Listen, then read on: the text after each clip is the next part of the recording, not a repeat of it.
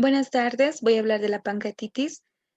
Soy la estudiante Jimena Sena Gutiérrez de la materia de gastroenterología de la Facultad Privada de Oruro de la carrera de medicina. Primeramente, la pancreatitis nada más que es la inflamación aguda del páncreas y es la causa más frecuente de abdomen agudo médico y una urgencia médica. Los factores muy importantes van a ser el alcoholismo, también la obstrucción del conducto por una piedrita o por litos. También otros factores tenemos los factores virales, más que todo en niños, los genéticos y también el uso de fármacos. Muy bien. La más frecuente va a ser la colelitiasis, ya les había dicho, por litos, por piedritas, es la causa más frecuente y la más común. La segunda causa va a ser el exceso de alcohol o el excesivo consumo de alcohol mayor a 50 gramos de día. Esta va a causar una lesión en las células acinares, por lo tanto, una activación prematura de las enzimas proteolíticas que van a destruir los acinos. Y esta va a causar una inflamación, un edema, una necrosis y una hemorragia del páncreas. Otros tenemos los fármacos como las tiazidas, la didanosina, que se usa en el VIH, el valproato y las tetraciclinas, que van a influir también en la pancreatitis.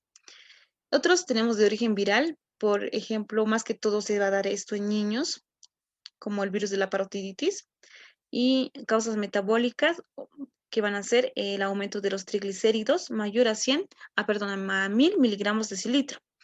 Y los factores genéticos van a ser por defectos de transporte por defectos de transporte intra o extracelular del páncreas. Muy bien.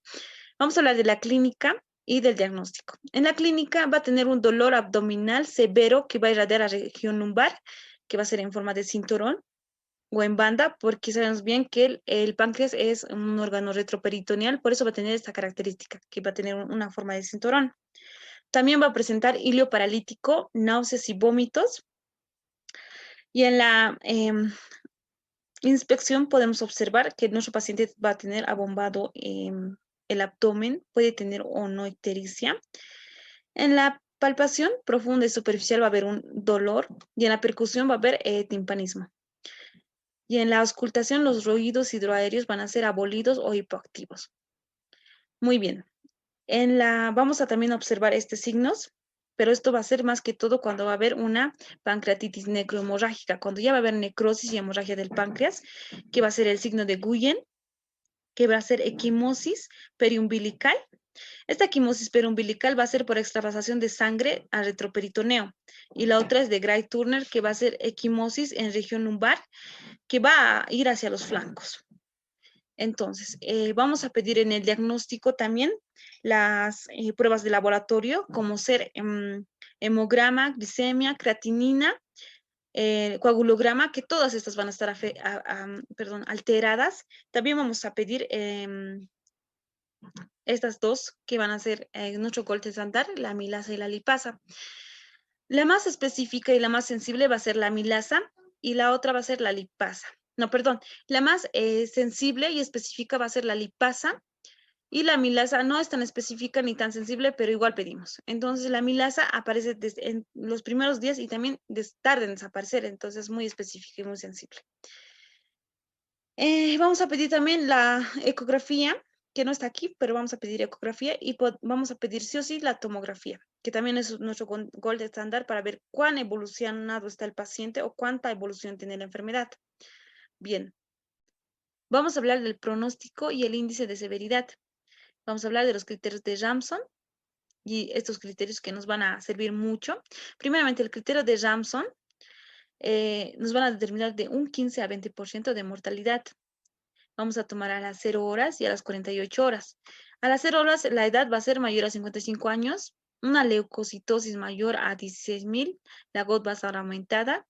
La deshidrogenasa láctica va a ser de 400 o mayor a 400 miligramos de cilitro. La glucosa o la glicemia va a ser mayor a 200 gramos de cilitro. Muy bien. A las 48 horas va a haber un aumento de la urea.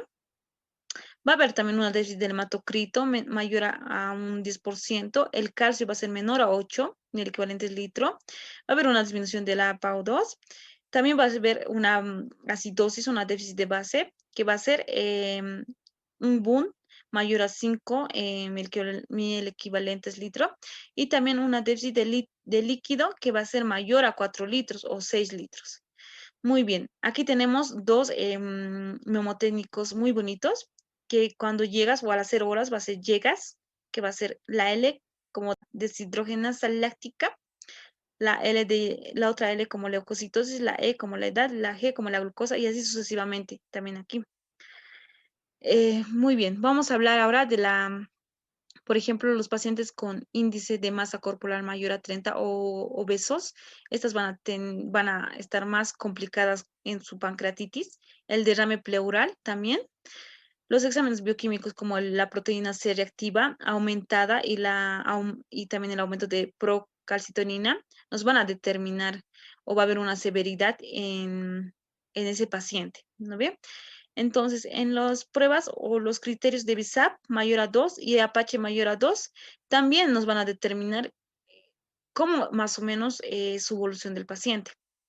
Bien, vamos a sacar el índice de severidad tomográfica. Vamos a usar los criterios de Baltasar, que son tomográficos, y la de necrosis. En esta vamos a usar tomografía sin contraste y en la necrosis tomografía con contraste.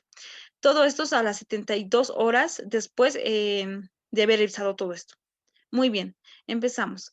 En las criterios de Baltasar, sin contraste, vamos a determinar A como normal, que va a valer 0 puntos, que va a ser un páncreas normal. B como un páncreas edematosa. Podemos ver aquí en la cabeza del páncreas que va a estar edematizada, que va a valer a 1 punto. También la C, que va a ser una afección peripancreática, o va a haber una afectación a ese nivel. Todo el páncreas va a estar afectado, que va a valer 2 puntos. En la D va a haber una colección líquida, ya sea en la cola o en la cabeza del páncreas, que va a valer a 3 puntos. La E va a ser colecciones líquidas, pueden ser 2 o más, o una colección de gas, que va a valer a 4 puntos. Hablamos de la necrosis con contraste. Bien, podemos observar aquí un páncreas que va a haber solo necrosis en la cola del páncreas, que va a equivaler menor a 30% de necrosis, que equivale a 2 puntos. Si la necrosis va a ser en toda la cola del páncreas, esta va a ser de 50 a 30%, que equivale a 4 puntos.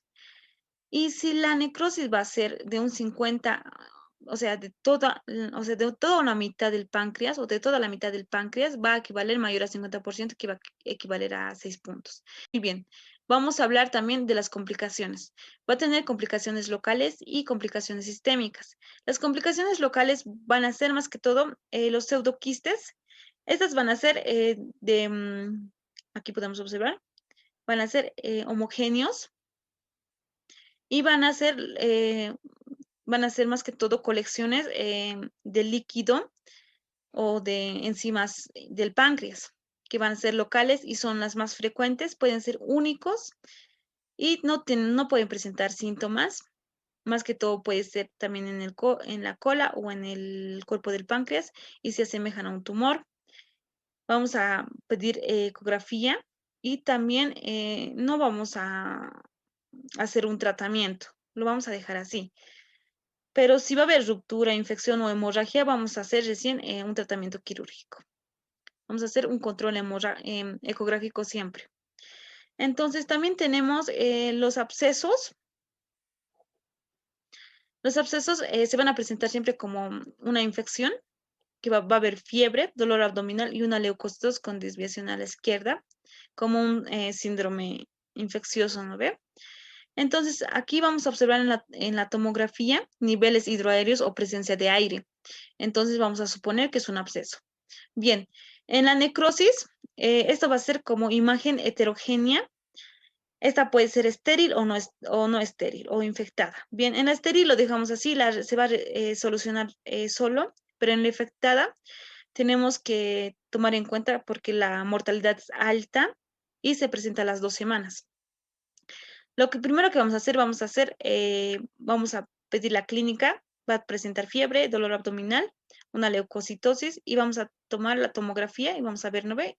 Imágenes heterogéneas y vamos a pedir una punción, aspiración con aguja fina para ver qué germen ha causado la infección. El agente que sabe causar esta infección sabe ser la E. coli. Bien, también tenemos las complicaciones sistémicas que sí o sí va a haber una falla respiratoria, va a disminuir la PAU2, como les había dicho en los criterios de Ramsson, la FIO también. Va a haber una oliguria, una falla renal, va a haber una falla hemodinámica, la presión arterial sistémica va a disminuir y va a haber una falla multiorgánica y una mortalidad menor a las 2 semanas. En el tratamiento, nada por vía oral al paciente, hay que hidratar, vamos a usar la solución de Ringer lactato, vamos a dar de 250 a 500 mililitros por hora, tenemos que hidratar al paciente. En analgesia vamos a usar analgésicos opioides como la peditina,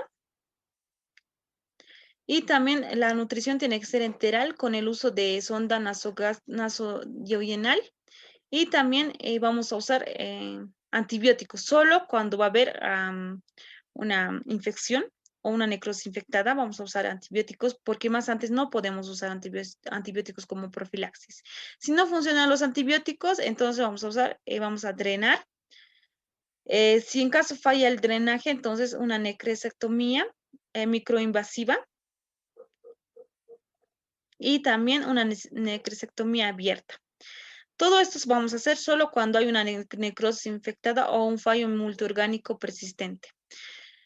Cuando usamos la vía oral, cuando el paciente no presenta síntomas, cuando tiene apetito, cuando hay ruidos hidroaéreos positivos, porque habíamos dicho que los ruidos hidroaéreos en la pancreatitis están abolidos o hipoactivos. Y en lo bioquímico, o sea, en las pruebas bioquímicas, cuando ya no hay PCR positivo ni amilasa positiva. En ahí es cuando vamos a usar. Muchas gracias, eso es todo.